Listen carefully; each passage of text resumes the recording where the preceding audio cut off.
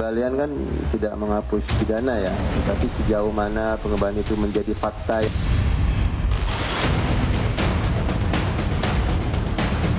Sekitar 17 hari sebelum terjadi OTT, ajudan saya sudah mengembalikan amplop putih kepada Bupati Kuantan Sengingi. Saya memiliki komitmen ya untuk memberantas korupsi, akan bekerja sama dan kooperatif dengan KPK.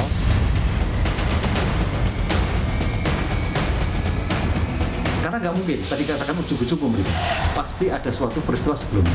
Justru itu menjadikan sebagai petunjuk. Bisa juga menjadi nanti meringankan, tapi paling tidak sebagai bukti awal.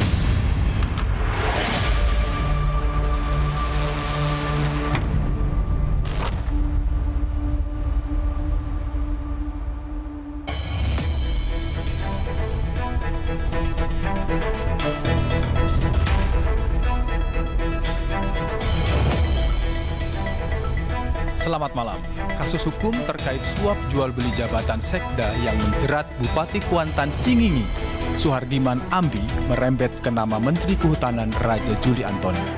Raja Juli Antoni menyampaikan ke publik pernah bertemu dengan Bupati Suhardiman Ambi sebelum operasi tangkap tangan KPK. Selain itu, Raja Juli Antoni mengaku telah mengembalikan amplop yang diduga gratifikasi ke Bupati Suhardiman bukan ke KPK. PLT Direktur Penyidikan KPK Ahmad Taufik menyampaikan ada dugaan penerimaan terkait pelepasan kawasan hutan produksi terbatas terkait Bupati Suhardiman. Amplop Raja Juli suap atau gratifikasi. Inilah Satu Meja The Forum malam ini bersama saya Yogi Nugraha. Sudah hadir di studio Kompas TV malam ini untuk membahas tema malam ini ada Mas Arif Rahman, anggota Komisi 4 DPR dari fraksi Nasdem. Selamat malam. Selamat malam Mas Arif. Ada Bang Saur Siagian, pegiat anti korupsi. Malam Bang. Malam, Mas Yogi. Semangat. Alhamdulillah. Ada juga Budi Prasetyo, juru bicara KPK. Mas Budi, apa kabar? Kabar baik Mas Yogi. KPK lagi ditunggu orang banyak se-Indonesia. Saya ke Mas Budi dulu kalau begitu. Baik. Budi, kan dari penjelasan KPK dan kemudian KPK PLT Direktur Penyidik itu kan mengatakan bahwa ya ada dugaan. Ini bukan sekedar kasus suap yang menjerat Bupati terkait dengan jabatan Sekda. Nah, kira-kira bagi KPK ini kan terakhir mengatakan masih terus akan melihat. Nah, publik melihatnya ini kok analoginya sudah mengarah ke ada relasi kuasa ini. Untuk apa seorang bupati datang ke... Kira-kira pertanyaan itu. KPK sudah punya apa yang ingin disampaikan? Oke. Karena pertama langsung pertanyaannya berat ini. Saya tarik nafas dulu. Iya. Berarti kejauh, kalau dulu kan ringan-ringan gitu. Jadi begini Mas Yogi, terkait dengan amplop ini bermula dari peristiwa tertangkap tangan yang KPK lakukan di Kuansing. Ya, awalnya ini terkait dengan suap jabatan. Suap jabatan Sekda ya. Yang kemudian dalam prosesnya KPK menemukan keterangan ya terkait adanya dugaan penerimaan yang dilakukan oleh Bupati, Saudara SA ini. Jadi Bupati ini mengumpulkan uang-uang dari para anggota KUD, Mas Yogi, yang mana anggota KUD ini kawan-kawan kita, kawan-kawan petani begitu, yang punya kepentingan untuk mengurus pelepasan izin kawasan hutan. Ini juga bagian dari program prioritas nasional. Gitu ya. Nah dalam prosesnya pemeriksaan awal yang dilakukan di Kuansing, Bupati ini mengumpulkan dari 900 lebih petani. Ya, Mas Yogi, dengan total angka puluhan ribu SGD. Ya. Jadi uang yang dikumpulkan dari petani ini kemudian ditukarkan, dikonversi dalam bentuk Singapura dolar. Yang kemudian dari uang yang dikumpulkan tersebut oleh Pak Bupati diduga cross ya, diberikan ke pihak-pihak di Kementerian Kehutanan. Yang kemudian Pak Menteri ya melalui konferensinya mengkonfirmasi ya, bahkan cukup detil ya, dari tanggal penerimaan amplop berisi uang tersebut, kemudian oleh Pak Menhub dikembalikan di tanggal 12 ya. Kemudian isu itu terus rame ya begitu KPK melakukan tangkap tangan, kemudian KPK. Akan detail dijelaskan oleh Pak Menteri itu bahwa tanggal 2 bertemu, menerima 10 hari kemudian tanggal 12 dikembalikan. Betul. Kemudian dan dia menyebut 17 hari sebelum OTT. Ya, artinya apa yang disampaikan Pak Menteri ini seolah mengkonfirmasi ya terkait dengan keterangan awal yang didapatkan oleh tim penyelidik ya bahwa Bupati ini mengumpulkan uang terkait dengan Pelepasan kawasan izin hutan kawasan terbatas. hutan. Yang kemudian pada tanggal 2 Juni ini Bupati ketemu dengan Pak Menteri. Ya. Kemudian ada amplop di situ. Nah, terkait dengan peristiwa amplop ini Mas Yogi, ini ada irisannya ya antara penindakan dan juga pencegahan. Ya, bahwa kemudian Pak Menteri tanggal 3 Juli kemarin melaporkan ke KPK dalam kerangka pencegahan. Tapi tentu dari laporan penolakan gratifikasi yang disampaikan Pak Menteri itu, meskipun ini di ranah pencegahan ya, KPK pasti akan lakukan verifikasi, akan lakukan analisis ya, terkait dengan materi laporan tersebut. Karena yang dilaporkan hanya berita acara penolakan. Bahkan PLT Direktur Penyidikan KPK mengatakan ya pengembalian gratifikasi tidak serta-merta menggugurkan unsur pidananya. Jadi seharusnya ya seyogyanya ketika seorang penyelenggara negara melaporkan penolakan gratifikasi, harusnya apa yang menjadi objek gratifikasi itu juga dilampirkan dalam laporan. Artinya dalam hal ini harusnya ketika Pak Menteri menerima uang tersebut di tanggal 2 Juni, sesegera mungkin itu dilaporkan ke KPK, laporan penolakan. Artinya masih ada amplop berisi uang. Ini sudah berjarak 10 hari tapi diserahkannya ke ikan bukan ke KPK. Artinya memang sequel waktu ini juga akan menjadi poin analisis Mas Yogi. Dan itu akan jadi perhatian KPK ya. Ya, di samping soal apakah yang dilaporkan Pak Menteri ini berkaitan dengan perkara yang sedang berjalan. Ya, karena kalau kita melihat di pasal 14 Perkom 1 2026, salah satu kriteria laporan tidak dapat ditindaklanjuti adalah ketika laporan gratifikasi itu atau gratifikasi itu terkait dengan perkara. Begitu Mas Yogi. Sekalian Mas Budi, ini buat edukasi publik ini. Apa bedanya, sebelum saya ke Bang Saur, apa bedanya suap dengan gratifikasi? Nah, itu tergantung meeting of mind-nya. Iya. Clear ya. Gitu. Jadi kalau suap itu lebih penerimanya lebih aktif juga, ada ya kan, ada yang diinginkan, tapi kalau gratifikasi pasif. Dalam ini sementara Menteri Kehutanan Rajuli memposisikan itu gratifikasi sambil menunggu nanti kejelasan dari KPK. Saya ingin ke Bang Saur. Bang Saur, kalau melihat seperti ini satu-satu dulu ya. Saya ngelihatnya begini. Kan awalnya itu OTT KPK kaitannya dengan suap jabatan sekda. Ya kan? Kemudian dalam penelusurannya tadi disampaikan Mas Budi bahwa ada juga bahkan PLT Direktur Penyidikan mengatakan bisa meluas ke soal pelepasan kawasan. Di saat yang relatif berdekatan, Menteri menyampaikan kepada publik tanggal 2 saya bertemu, 10 hari kemudian menyampaikan. Anda melihat sebenarnya ini bisa dipisahkan atau memang ada aroma yang memang harus mengklirkan seorang menteri? Ini soal integritas kan gitu. Anda melihat? Saya malah menindaklanjuti apa pertanyaan Yogi ke Mas Budi, apakah ini gratifikasi atau suap? Sudah sangat telanjang. Menurut Anda apa ini? Sangat telanjang gitu loh ya. Telanjang? Artinya sangat terbuka bahwa ini adalah suap. Suap, Dari mana? Misalnya begini, saya kira kita nggak ajarilah ikan itu berenang. Berenang itu udah tahu dengan sendirinya. Seorang menteri, Mas Yogi, kalau dia mengatakan dia tidak tahu bagaimana proses pengembalian gratifikasi atau penolakan Mas Budi tadi. Masa saya kemarin itu bilang nggak sampai setengah jam. KPK itu udah membantu publik sesungguhnya bagaimana mudah, bahkan melalui online tuh bisa. Maksudnya begini, apakah Republik ini Anda mau bilang bahwa aneh seorang menteri tidak tahu kalau sangat pengembalian aneh, gratifikasi makanya itu justru harus ke KPK, desain gitu. justru desain tanggalnya, kemudian tanggal 2 ketemu, kemudian tanggal 17 hari kemudian tanggal 12 kemudian baru saya kembalikan. Justru di situ menurut saya mensreanya itu sangat telanjang. Artinya adalah bukan saja ini gratifikasi tetapi upaya untuk menutupi dugaan. Nah, kedua tadi Mas Budi juga sudah menyebut. jelas pertemuan dengan bupati dan juga dengan perangkat ada camat di sana, ada di sana, mereka sudah mengumpulkan uang dari 900 sekian anggota Kopra unit desa. kaitannya dengan Maksudnya pelepasan apakah Pak Menteri kemudian menolak bahwa tidak ada berkaitan yang dibilang semeter pun belum saya ada. Betul memang proses lagi mau diberikan 1.800 ya Mas Budi yang akan dijanjikan. Dilepas. Ya, kan saya kemarin tuh buat analoginya.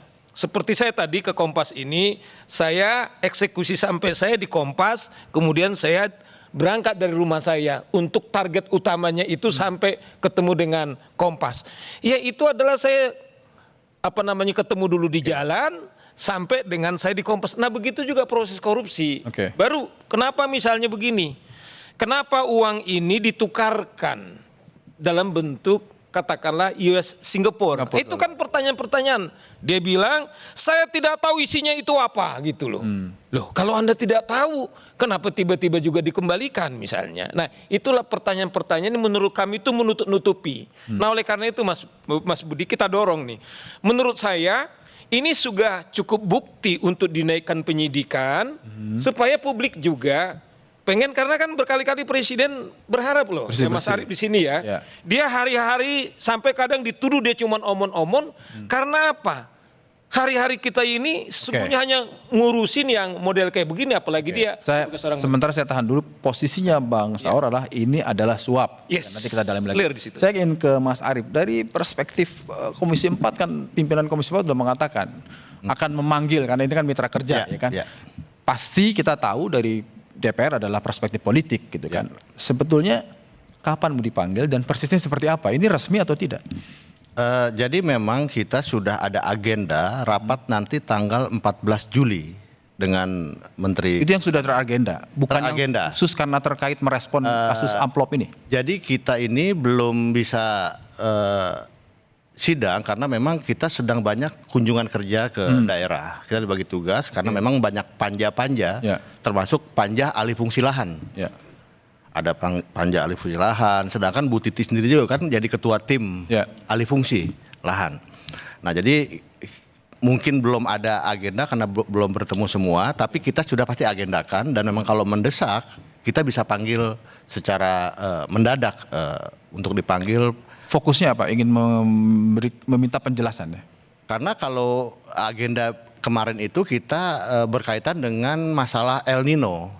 Ya, kan Tapi kalau yang terkait ini ada nggak? terkait ini belum Mungkin ada. atau nggak? Oh, belum ada. Belum ada. Tapi saya yakin kemarin juga Wakil Ketua Komisi sudah menyampaikan akan dipanggil segera. Juga Pak Firman juga sudah menyampaikan dan beberapa anggota juga sudah menyampaikan untuk ada segera klarifikasi agar terang benderang masalah ini. Dan itu bisa lebih cepat ya dari Bisa lebih cepat. Atas nama rakyat Mas Budi, Mas Arief, ya itu harus pertama agenda karena El Nino boleh lah agenda nomor jadinya. Sebagai lembaga politik yang mengawasi eksekutif, saya kira Pasti akan ke sana. selalu akan ke sana, pasti akan ke sana. Meskipun Catat dengan ya, Mas Arief, dengan tetap mengedepankan asas praduga bersalah, tapi juga tetap harus equal for the law. Bagaimanapun harus setara. Tidak boleh si kaya si miskin, menteri bukan menteri, tetap harus dipanggil. Kita akan bahas dalamnya lagi apakah amplop ini suap atau gratifikasi. Kita akan sambung lagi usai jeda, tetaplah di Satu Meja The Forum. Harusnya ketika tahu bahwa Pak Menteri ini ada uang yang ditinggal di meja, itu tentunya harus diserahkan kepada KPK. Kemudian dijelaskan duduk persoalan. Dan waktunya juga terbatas, tidak sampai sekian hari. Apalagi kalau pengembaliannya itu dikembalikan kepada pemberi, tidak tepat karena Undang-Undang Tipikor sudah menjelaskan bahwa ketika ada indikasi gratifikasi, maka bila mana yang diberi itu tidak mengetahui, maka setelah diketahui, dalam kurun waktu tertentu harus diserahkan kepada KPK.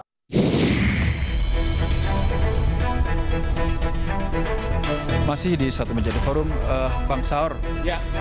Kalau melihat kasusnya ya, apakah ini amplop dan pengembalian penyampaian ke publik dari seorang menteri, mulai dari dia mengaku bertemu 10 hari kemudian menyerahkan tapi tidak ke KPK. Apakah Anda melihat ini sebenarnya harus jadi satu kasus hukum tersendiri di luar? Mungkin akhirnya nanti kan tentu dari konstruksi hukum, mungkin ini kan teman-teman KPK ini melakukan penyelidikan nih. Nah, tentu dengan sendirinya nanti ini adalah kasus yang berbeda. Bayangan saya juga mungkin Mas Budi akan memberi jawaban yang lebih akurat. Tetapi ini kan juga peristiwa tersendiri karena ini kan dugaan bahwa bukan lagi soal lelang jabatan di Sekda, tapi adalah dalam konteks izin yang tadi kan dan sudah terendus oleh sudah KPK sangat, juga kan? Saya sudah uang-uang yang disampaikan itu kan jelas bukan satu orang loh. Dari 900 orang-orang desa yang lugu-lugu ini, bagaimana cara si bupati untuk meyakinkan apakah ada sponsor? Nah, kembali kan kita menganalisis ini. Kemewahan kita kan menganalisis apakah juga menteri juga sudah menentukan sekian banyak. Ya kan? Nah, sehingga uang itu juga kemudian diganti dari bentuk misalnya US Singapore misalnya. Tentu saya kira nggak ujuk-ujuk tiba-tiba muncul dari lain hari tanggal 2 Juni mereka ketemu. Pasti kan minimal ada, Mas Ari tahulah ajudan, bagaimana pertemuan, siapa kontak dengan siapa. Ini kan soal sangat normal dalam cara katakanlah pejabat publik untuk melakukan kerja-kerjanya gitu loh. Nah, oleh karena itu saya kira kita dorong betul nih teman-teman di KPK juga, kecepatan itu juga jadi sangat penting karena menurut saya sudah sangat telanjang, cukup bukti. Sehingga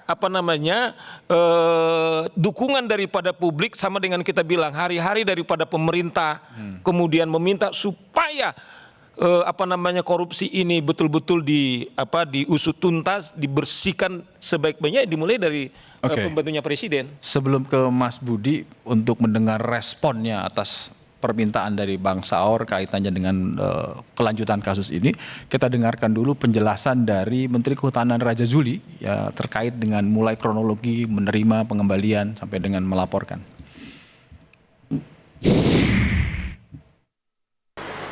2 Juni adalah hari Selasa. Saya cuma punya satu ajudan, saya bilang nanti berangkat hari Jumat, itu tanggal 5 Juni. Tapi ternyata tidak bisa 5 Juni karena ajudan saya harus tetap menempel kepada saya, membantu saya, karena tanggal 5 Juni itu saya bertemu dengan Jamdatun dalam urusan lain ya, di Dirjen PHL, bertemu Jamdatun. Akhirnya saya katakan kalau gitu Jumat depan, yaitu tanggal 12 Juni. Hari Kamisnya tanggal 11 Juni Pak Sekjen mengeluarkan surat jalan, surat perintah kepada ajudan saya untuk mendatangi Bupati Kuantan Singingi, dan saya pribadi menelpon Bapak Kapolda Riau untuk membantu memfasilitasi ajudan saya bertemu dengan Bupati Kuantan Singingi di Kapolres Kuantan Singingi. Sebelum Mas Budi saya catatin ini. Ini karena menurut saya sebentar ya sedikit ya karena giliran Mas Budi. Boleh silakan sedikit. Jadi gini, kok tiba-tiba dia mention tentang kejaksaan, kami ketemu dengan Jamdatun, Kapolda. Gitu. Dia tidak sebut agendanya apa. Kemudian dia juga kontak Kapolda, polisi. Ini kan dua aparat penegak hukum. Apa maksudnya? Bang Saur membantu saya bertanya ke Mas Budi. Makasih. Tapi kira-kira gini, Mas Budi kan kalau dari penjelasan KPK, terang benderang bahwa aturannya adalah laporan gratifikasi itu ke KPK. Tingkat menteri loh ya, pejabat tinggi negara. Tapi tadi kan seperti sudah lapor konsultasi ke Jamdatun, minta Kapolda mendampingi. Sudah salah prosedur gitu, tapi ngajak-ngajak banyak orang gitu. Sebenarnya Anda melihat seperti ini? Ya, terima kasih Mas Yogi. Jadi tadi juga sudah dibantu dijelaskan oleh Bang Saur ya, terkait dengan pelaporan gratifikasi itu sebetulnya sangat mudah, sangat cepat gitu ya Bang Saur ya. Karena KPK sudah punya aplikasi yang bisa diakses kapanpun, dimanapun, gratis dan sangat mudah begitu ya. Artinya sebetulnya tidak ada alasan ya ketika seorang penyelenggara negara, pejabat publik repot atau kesulitan dalam melaporkan gratifikasi. Kemudian yang kedua, KPK juga sudah bekerja sama sebetulnya dengan setiap inspektorat ataupun satuan pengawas begitu ya di kementerian lembaga ataupun di pemerintah daerah. Kita ada namanya UPG, Unit Pengelola Gratifikasi. Sehingga setiap penyelenggara negara ataupun ASN begitu ya yang menerima sesuatu ya dalam bentuk hadiah ataupun dalam konteks hari ini ada gratifikasi, itu bisa langsung dilaporkan di UPG-nya masing-masing, tidak perlu langsung ke KPK. yaitu untuk memudahkan ya. Sehingga dengan terobosan-terobosan seperti itu harapannya tidak ada lagi alasan untuk orang telat lapor begitu ya. Itu kan tergantung soal kemauan begitu ya dalam melaporkan. Itu dalam konteks pencegahan. Dalam konteks penindakan tentu kita akan mengurutkan gitu ya. Kita akan pastikan secara hati-hati betul gitu ya. Di mana motif inisiatif soal pemberian uang itu ya tentu kita juga akan lihat dari awalnya, di mana Pak Bupati ini memang ada alur perintah untuk mengumpulkan sejumlah uang dari para anggota KUD. Ya. Apakah alur perintah ini di level tertingginya itu di Bupati atau kemudian ada lagi yang lebih tinggi gitu ya, sehingga kita akan melihat nanti apakah pemberian dari Pak Bupati kepada Pak Menteri ini murni inisiatif dari Pak Bupati atau memang ada inisiatif dari atas. Nah itu tentu berdasarkan alat bukti nanti ketika penyidik bekerja. Nah soal proses penyidikan Mas Yogi, memang ketika KPK melakukan tangkap tangan, kemudian kita naikkan perkara itu ke penyidikan dengan menetapkan para tersangkanya, langkah pertama salah satunya adalah kita lakukan penggeledahan Mas Yogi. Ya. Karena dalam kegiatan penyelidikan tertutup itu kita melakukan segel di beberapa titik. Nah segel itu kan harus dibuka, di mana dalam proses penggeledahan itu tentu ada bukti-bukti yang kita cari. Itu yang membuat KPK berani mengatakan bahwa tidak hanya berhenti di kasus suap, tapi ada juga terkait dengan pelepasan kawasan hutan. Betul. Jadi setiap tangkap tangan KPK, boleh Mas Yogi catat, itu selalu jadi entry point. Ya. Gitu ya. KPK tidak berhenti di titik ini, kita akan masuk lebih dalam lagi, lebih luas lagi. Sehingga permasalahan-permasalahan yang ada khususnya di daerah Kuansing ini bisa betul-betul terangkat sampai akarnya. Karena pasca penindakan KPK pasti akan masuk pencegahannya ya. Jangan sampai penyakit-penyakit ini tidak terdiagnosis gitu ya. Ya, semakin lengkap diagnosis yang kita lakukan dalam konteks penindakan, maka resep yang nanti kita berikan juga harapannya bisa lebih manjur, lebih konkret nanti untuk perbaikan ke depan. Begitu Mas Yogi. Oke. Bang Saur, ini kan tadi ada catatan, ada jeda dari tanggal 2 sampai tanggal 12, itu 17 hari sebelum ada OTT.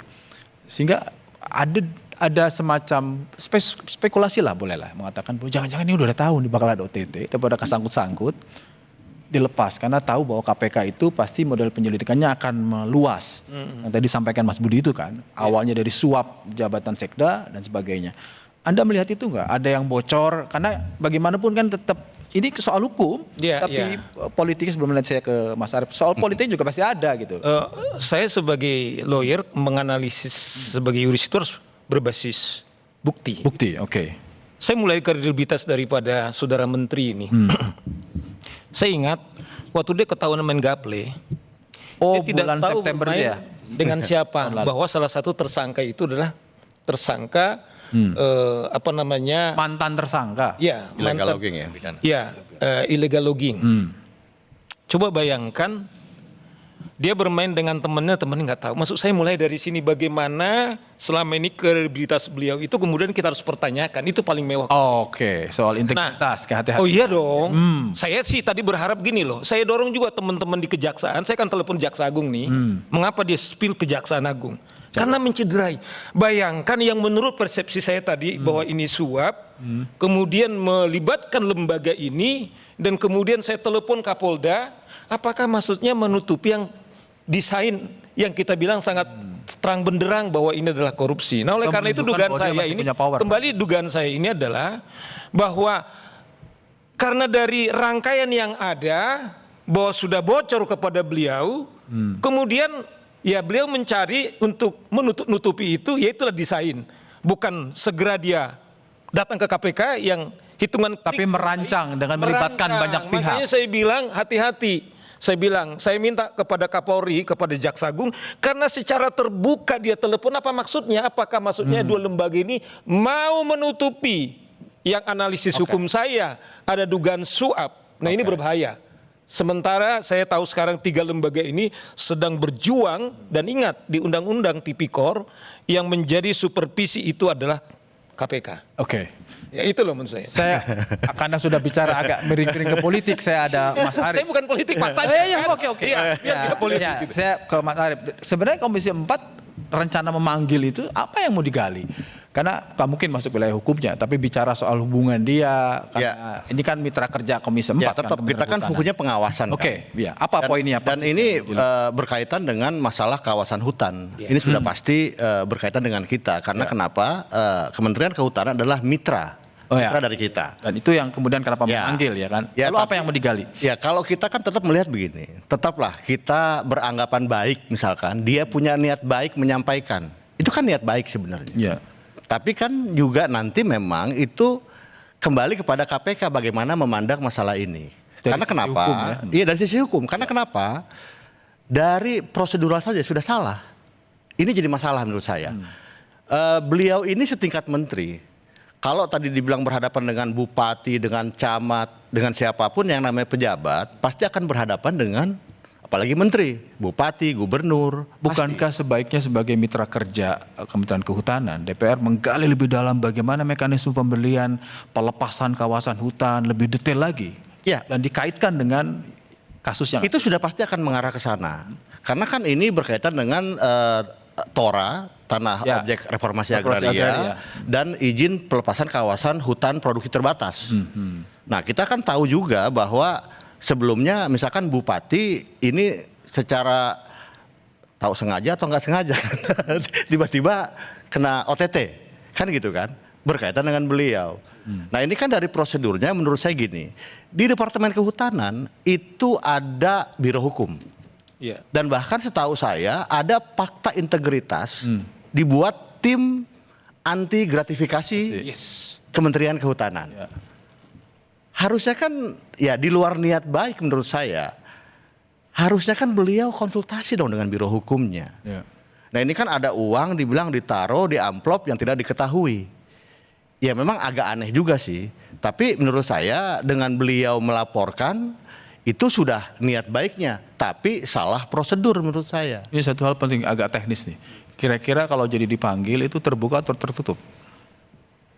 Pasti kalau untuk masalah ini tertutup dulu. Tertutup mungkin dulu. Ya. Kenapa? Mungkin ya. Kita nggak kasusnya tahu. Sudah banyak diperbincangkan. Kalau bukankah ini? Kalau itu kan nanti kembali kepada keputusan forum. Kalau memang mau terang benderang ya sebenarnya kan kalau kita kan bukan wilayah hukum. Ya artinya itu tadi saya bilang menggarisbawahi bahwa di kasus di konteksnya kewenangan kementerian dalam konteks pelepasan yang paling kita prosedur pelepasannya, gitu kan? Karena kan harus tertutup harusnya kan? Itu harus terbuka bro. Nah, makanya gini, itu kan kembali kepada nanti bagaimana fulurnya.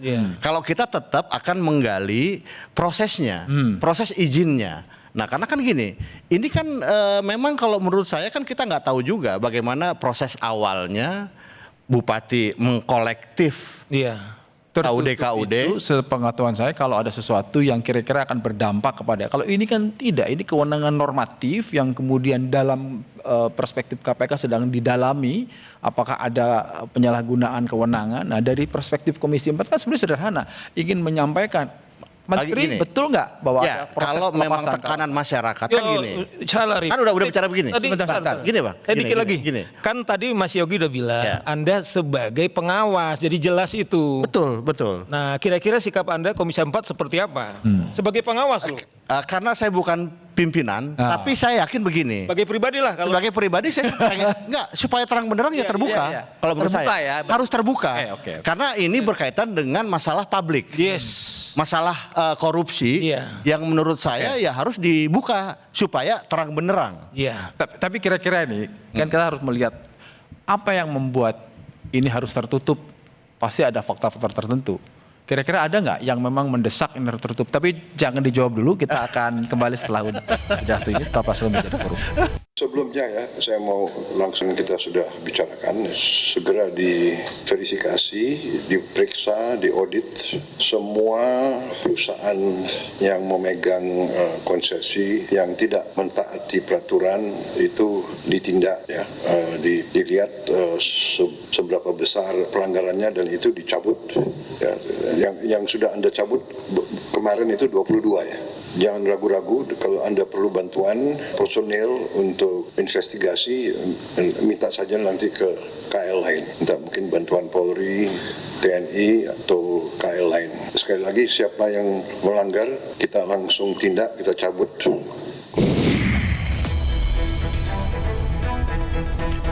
Masih di satu meja The Forum, saya ke Mas Arief lagi. Tapi ini bukan soal tertutup terbuka lagi, sudah selesai. Ini bicara soal komitmen Presiden, ya kan, yang ingin semua menterinya bersih-bersih, ingin semuanya baik. Kalau memang bersalah, bersalah aja. Bahkan di kasus BGN kan, kepala BGN dan 2 wakil sikat, gitu kan. Dari perspektif ini, Anda ingin menyampaikan nggak bahwa DPR juga ada di belakang Presiden dalam konteks pengawasan kepada eksekutif untuk menegakkan good governance, untuk menegakkan pemerintahan yang bersih. Kaitannya dengan rencana pemanggilan. Ya, yang pasti gini, kita akan mendukung langkah Presiden, apalagi mengenai masalah korupsi. Nah ini memang bisa menjadi pintu masuk sebenarnya untuk mengungkap kasus-kasus yang lainnya, yang lebih besar menurut saya. Oh, ada yang lebih besar dari ini? Kan gini misalkan, pasti ini berkaitan dengan lahan-lahan sawit nih. Kan pasti kasusnya ini. Dan di Kwan Sing itu memang terkenal dengan lahan-lahan sawitnya. Nah ini kan juga kita harus mengungkap hal-hal lain selain ini. Kalau memang ini menyalahi aturan dan benar-benar masuk dalam tindak pidana korupsi, ini bisa menjadi sebuah langkah KPK juga untuk menelusuri hal-hal yang lain. Karena terus terang saja, ini lahan yang disita oleh Satgas PKH ini kurang lebih 5 juta hektar. Dan ini tidak main-main. Dan juga kita tahu bahwa dari kasus sawit-sawit ini juga muncul masalah underpricing dan lain-lain. Dan ini bisa ditarik ke masalah TPPU. Karena ini merugikan masyarakat. Jadi ini momentum. Tapi kita juga harus bicara asas praduga tak bersalah. Tapi juga KPK juga tidak boleh ragu, tidak boleh takut. Karena harus sama semua di hadapan hukum. KPK tidak boleh ragu, kata Senayan DPR. Mas Budi mau meyakinkan apa supaya tidak ragu lagi? Ya, kami memandang apa yang disampaikan Pak Arief ini sebuah dukungan ya, Mas Yogi ya. Jadi memang KPK dalam setiap tindakan tidak pernah ragu sepanjang alat bukti yang kami dapatkan itu cukup. Gitu. Artinya kawan-kawan di penyidik saat ini juga masih berproses, penggeledahan masih terus dilakukan, dan dari barang bukti yang kami temukan tersebut tentu nanti akan kita konfirmasi. Ya, kita akan minta keterangan kepada pihak-pihak yang bisa menjelaskan supaya tadi apa yang disampaikan Pak Arief, supaya ini kemudian menjadi terang benderang, semuanya terungkap. Jika memang ada pihak-pihak lain yang punya peran signifikan, kenapa harus ditutupi gitu ya? Kita akan buka di situ. Ya, artinya kita terus mengalir, kita ikuti alat bukti yang didapatkan, kita tunggu nanti sampai di ujungnya seperti apa, Mas Yogi. Publik seringkali ingin melihat kesungguhan dari lembaga-lembaga negara termasuk KPK juga. Kadang-kadang publik mengatakan begini, kalau begitu kapan dipanggil Menteri Kehutanan dalam konteks penyelidikan, dalam konteks mengkonfirmasi dalam waktu dekat? Kenapa? Karena ini menjadi penting, bukan saja bagi kita melihat, tapi juga supaya tidak ada beban bagi pejabat negara dan ada kepastian hukum. Dalam hal ini adalah KPK yang bisa memastikan ya atau tidak. Ya, tentu Mas Yogi, KPK terbuka kemungkinan ya untuk memanggil siapapun. Terbuka kemungkinan. Ya, untuk memanggil siapapun ya, termasuk dalam konteks diskusi hari ini adalah Pak Menhut gitu ya, untuk menjelaskan apa yang kemudian kita diskusikan soal adanya dugaan pemberian amplop oleh Bupati kepada Pak Menhut. Apalagi sudah dikonfirmasi di ruang publik oleh Pak Menhut sendiri. Sehingga supaya apa yang disampaikan Pak Menhut itu juga masuk dalam BAP gitu ya, menjadi alat bukti dalam proses penyidikan perkara ini. Termasuk dalam kerangka pencegahan, Mas Yogi. Kawan-kawan di gratifikasi tentu juga terbuka kemungkinan untuk bisa melakukan klarifikasi atas apa yang dilaporkan oleh Pak Menteri. Ya, namun demikian itu nanti kita lihat kebutuhannya seperti apa, apakah perlu untuk meminta klarifikasi atau sudah cukup ya dengan apa yang sudah dilaporkan, kemudian dari analisis, verifikasi dan koordinasi internal tentunya, karena ini cukup terang begitu ya. Apakah ini terkait atau tidak dengan perkara sebetulnya bisa dijawab, tapi saya rasa kalau kita sampaikan hasilnya sekarang kan prematur karena ini masih berproses di Tadinya saya mau gratifikasi. bertanya apakah statusnya terperiksa atau langsung, tapi karena Anda sudah mengatakan prematur, saya beralih dulu ke Bang. Bang, Mas Budi sudah menjelaskan bahwa KPK sedang berusaha keras untuk meyakinkan publik supaya ini terang benderang kasusnya. Bang Saur melihat nggak, kan bagaimanapun kan kita pernah punya banyak cerita, ada intervensi politik dalam setiap kasus. Menteri ini adalah menteri jabatan politik. Dan kita tahu background partainya juga. Tidak ada urusannya dengan partai, tapi yang kita mau bicarakan adalah Anda melihat nggak, dan ini harus hati-hati. Dukungan tadi dari DPR direspon positif oleh KPK. Gimana supaya kasus ini tidak ada yang memagari, supaya siapapun nggak kesulitan melangkah. Tujuannya adalah segera mengklarifikasi. Menurut Bang Saur apa yang harus dikerjakan? Saya tadi seneng Kompas TV memutar mention setidaknya pidato daripada Presiden. Saya mulai dari sana karena beliau ini adalah pembantu Presiden, His Ministry. Kenapa saya tadi penting men-spill soal dia menyebut lembaga kejaksaan dan Polri? Saya tadi berpikir begini, analisis saya ini kan suapnya cukup banyak ya, cukup kuat gitu ya. Dia declare, saya sudah menyulitkan misalnya staf, ini kan pasal 55 bisa kena loh stafnya ini, disuruh untuk ini bersama-sama bisa kena. Kemudian juga teman-teman di kejaksaan juga bisa kena. Karena disebut-sebut Nah oleh karena itu, karena jelas-jelas komitmen daripada Presiden di asta citanya adalah salah satu hari ke hari ini soal bersih-bersih pasti dimulai dengan kabinetnya. Nah saya sih meminta gini loh. Saya yakin lah kalau sampai ada itu, misalnya Arief, saya bilang kita catat dia dari partai apa gitu loh. Yang saya tahu Presiden, he don't care apakah dia koalisi apa tidak. Bukti di BGN, semua orang tahu. Orang Dadang paling itu dekat. sayang banget sama Presiden. Bahkan Presiden bilang, saya nangis loh. Sampai saya tahu bahwa Dadan itu harus saya copot gitu loh. Proses hukum silahkan gitu loh.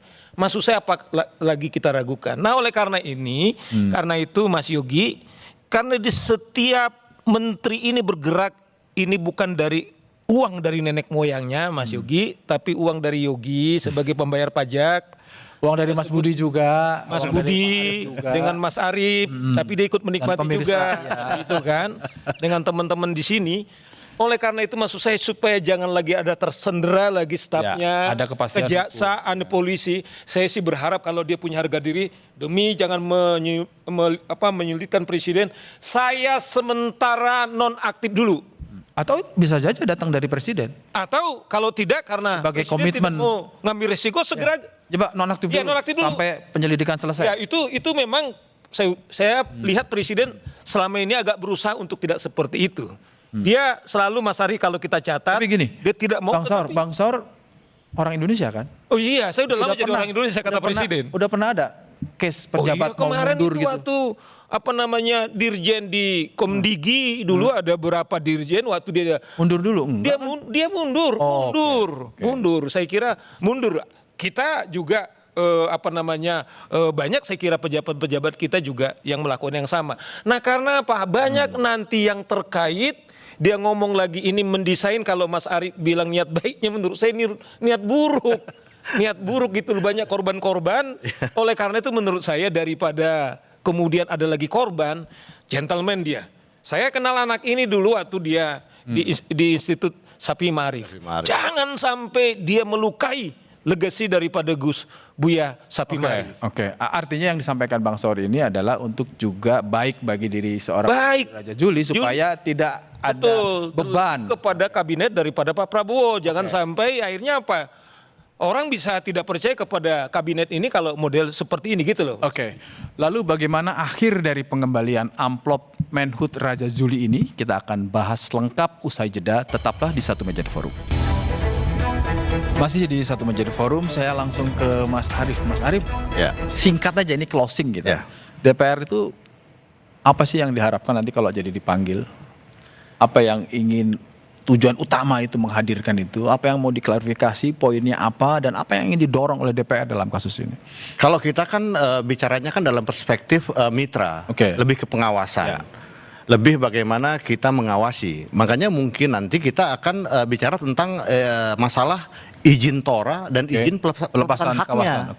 tidak bicara itu. Tapi kan nanti dari situ kan kita akan tahu bahwa memang sudah ada proses yang terjadi pelepasan ini. Nah, nanti kan mungkin kaitannya dengan masalah bupati itu kan proses selanjutnya. Ya. Kan ini kan tidak Dan bicara. jangan lupa Mas Arief, ada satu hal yang kontribusi dari Komisi 4 seandainya dipanggil nanti. Konstruksi pertanyaannya itu akan membuat teman-teman KPK, oh ternyata begini mekanismenya. Kalau Ya. itu terbuka. Ya, makanya kan nanti kita akan bicara tentang proses Oke. izin pelepasannya. Karena memang itu haknya dari kementerian. Ya. Nah, kita mengawasi. Dari situ kan sampai ada akhirnya bertemu dengan bupati itu kan hal lain, bukan urusan dari kita, bukan masalah hukum karena kita tidak bicara perspektif hukum. Pasti kita bicara perspektif fungsi pengawasan kita. Nah, itu nanti kalau memang itu terjadi prosesnya seberapa banyak, sejauh apa sudah dilakukan? Karena kan ini berkaitan dengan izin. Ya. Mungkin kan 1.800 kan juga belum mencakup semuanya. Ya. Nah, kita nggak tahu. Nah, biar proses ini kita bicara tentang prosedurnya. Nah, ada proses sampai ke masalah bupati bertemu terus menyerahkan uang itu kan bukan urusan dari itu DPR pasti. sebenarnya. Tapi dalam konteks pengawasan kan Anda punya kewenangan untuk mengatakan ini harus dikoreksi nih model-model. Harus dikoreksi. Oke. Dan intinya kan ditemukan ada pelanggaran prosedur. ya, kami kan selalu mendukung program Bapak Presiden untuk mencapai ekonomi 8%. Oke. Salah satunya adalah kalau untuk mempercepat proses itu adalah penegakan hukum. Kalau memang ini secara prosedur menyalahi dan masuk ke wilayah ranah hukum, Oke. ya pasti kami DPR akan selalu mendukung Oke. langkah-langkah dari aparatur hukum terutama KPK. Oke. Bang Saur, tadi kan Anda mengatakan ini suap. Ini suap. Sebagai pegiat anti korupsi, Anda yakin KPK berani sampai ke sana? Mumpung ada orang KPK-nya di sini. Saya sangat yakin. Oke. Sangat yakin. Saya kembali, KPK ini sudah mulai kembali rohnya yang dulu lagi gitu ya. Tapi sore hari ini juga kita mau encourage mereka, don't care about politik karena memang presiden sudah membuktikan. Justru nanti kalau teman-teman ragu-ragu, malah itu membuat keraguan kepada teman-teman. Tapi saya personally percaya kepada mereka. Dan yang kedua gini loh Mas Yogi, kalau kita lihat akhir-akhir ini kan, hari-hari kita ini kan hanya kita lihat merampok uang rakyat, korupsi dari satu korupsi ke korupsi yang lain. Nah, ada satu pepatah mengatakan, kalau kita melakukan sesuatu berulang-ulang dengan mengharapkan hasil yang berbeda, itu namanya insanity, itu gila katanya. Maksud saya begini, teman-teman di KPK, saya kira political presiden, pemerintah nggak perlu diragukan lagi. Nah, maksud saya gini loh, salah satu perlu efek jerah itu, kenapa pasal 2 ayat 2 di Undang-Undang KPK itu belum pernah kita terapkan untuk melakukan ancaman tuntutan hukuman mati. Toh dalam rejim hukum pidana kita, kalau toh misalnya seseorang dihukum mati tidak otomatis dieksekusi. Ini menurut saya itu bisa deterrent effect. Itu yang pertama. Kedua, saya kira ongkos politik, karena sampai sekarang ini kalau tidak salah sudah sampai 360 teman-temannya Arif, ya bukan Arif ya, yang menjadi pesakitan terpidana KPK. Dugaan saya ini karena desain politik kita yang begitu banyak uang sehingga seperti Sekda hanya mikir apalagi yang dilelang, siapa lagi diperas.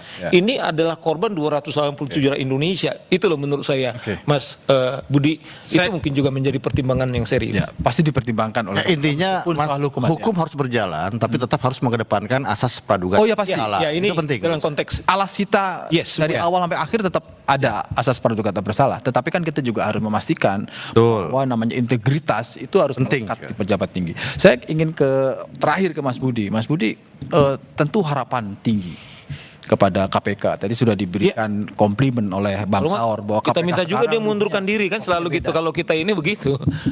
Saya tidak mau berasumsi berspekulasi, tapi kira-kira dari konstruksi hukumnya tadi sudah mengatakan ada temuan, sampaikah pada ini penyuapan kaitannya dengan izin pelepasan kawasan hutan? Ya, oke.